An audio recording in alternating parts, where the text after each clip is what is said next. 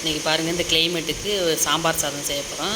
இப்போ இதுக்கு சாம்பார் பொடி அடிச்சுக்கணும். அது கடலைப்பருப்பு 1 ஸ்பூனு, மல்லி 2 ஸ்பூனு, ஒரு 10 மிளகாய், கருவேப்பிலை, மிளகு சீரகம் தூள் அடித்து வச்சுருக்கேன். அதனால் அதில் சேர்க்கலைன்னா எல்லாத்தையும் போட்டு நல்லா வறுத்துக்கணும். கருவேப்பிலையெல்லாம் வறுத்துக்கிட்டு இப்போ எண்ணெய் ஊற்றிக்கிட்டு இப்போ ஒரு படி அரிசிக்கு அரை படி துவரம்பருப்பு எடுத்து அலசி நல்லா கழுவிட்டு ஒரு அரை மணி நேரம் ஊற வச்சிடணும். ஒரு படிக்கு அரை படி துவரம்பருப்பு நல்லா கழுவி அரை மணி நேரம் ஊறட்டும். இங்கே வெங்காயம், தக்காளி, சின்ன வெங்காயம், பூண்டு, பெரிய வெங்காயம், பச்சை மிளகாய், காரத்துக்கு தகுந்த மாதிரி போட்டுங்க. இது தாளிக்கிறதுக்கு காஞ்ச மிளகாய், கருவேப்பிலை. இது வந்து சாம்பார் பொடி. புளி கொஞ்சம் ஊற வச்சுக்கணும்.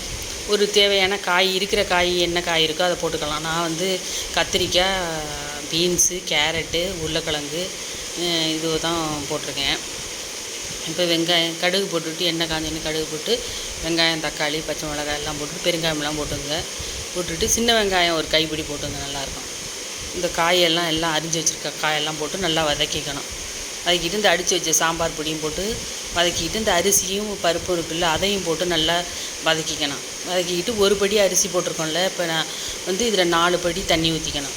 பருப்பு கொஞ்சம் போட்டிருக்கோம்ல, அதனால கொஞ்சம் ஒரு அரை கிளாஸு கொஞ்சம் கூட போட்டுங்க. ஒரு 4.5 இது போட்டுங்க, 4.5 கிளாஸு. இப்போ நம்ம வந்து கடைசியில் இறக்கணுன்னே இப்போ உப்பு போட்டுங்க. இந்த பாருங்கள், 3 விசில் வச்சு நல்லா வெந்துருச்சு. ஒரு 2 ஸ்பூன் நெய் ஊற்றிங்க. இப்போ எண்ணெய் ஊற்றிட்டு கடுகு, உளுந்தம் பருப்பு போட்டு காஞ்ச மிளகாய், கருவேப்பிலை போட்டு தாளித்து ஊற்றிட வேண்டியதான். சுவையான சாம்பார்